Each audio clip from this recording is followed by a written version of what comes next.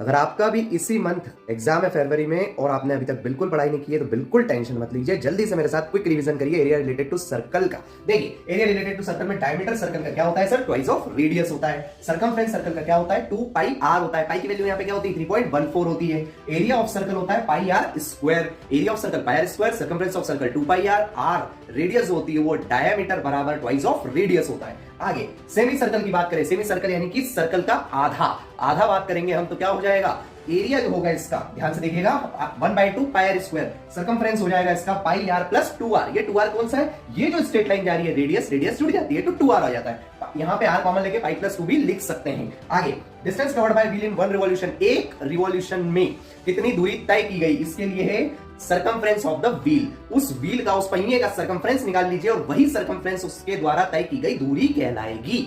आगे number of revolution, यदि आपसे पूछे कितने राउंड मारे, कितने चक्कर मारे, तो आपको कुछ नहीं करना है, जो डिस्टेंस है उस व्हील की कवर डिवाइड दे दीजिए उससे उसके सर्कमफ्रेंस का, तो नंबर ऑफ रिवॉल्यूशन निकल जाएंगे। आगे चलते हैं area of sector, area of sector का फॉर्मूला देखिएगा, बेहतरीन फॉर्मूला है, pi by 360 into pi are square, sorry theta by 360 into pi are square. Theta यहां पर सेंटर एंगल कहलाता है, लेकिन लेंथ ऑफ आर्क की बात करेंगे तो theta upon 360 into 2 pi R, length में 2 पाई आर लेकिन एरिया में pi are square, theta upon 360 ये हमारा फिक्स है। Area of major sector, major sector की बात करें तो जो टोटल आपका होता है पाई आर स्क्वायर एरिया, उसमें से माइनर सेक्टर वो माइनस कर दीजिए, ये आ जाएगा आपका क्या, मेजर सेक्टर का फॉर्मूला। और याद रखिएगा मेरी एक चीज, एंगल अगर गिवन हो तो सेक्टर का फॉर्मूला लगाइए, लेकिन अगर रेडियस गिवन हो तो एरिया का फॉर्मूला लगाइएगा। I hope you like it, thank you.